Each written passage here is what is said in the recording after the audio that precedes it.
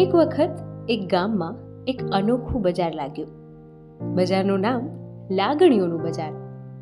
આ બજારમાં લોકો પૈસા નહીં પરંતુ લાગણી ઇન્વેસ્ટ કરતા. કોઈ વિશ્વાસમાં, કોઈ પ્રેમમાં, તો કોઈ અપેક્ષામાં. શરૂઆતમાં બધાને એમ લાગતું કે અહીંથી નફો મળશે, રિટર્ન મળશે, ખુશીનું રિટર્ન, સાથનું રિટર્ન અને સમજણનું રિટર્ન.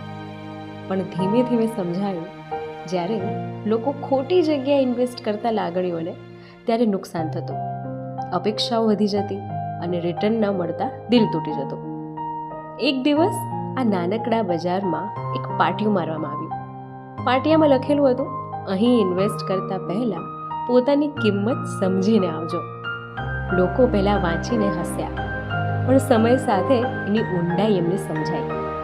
કારણ કે સમસ્યા ઇન્વેસ્ટમેન્ટમાં નહોતી, સમસ્યા એમાં હતી કે લોકો પોતાની કિંમત ભૂલી જતા.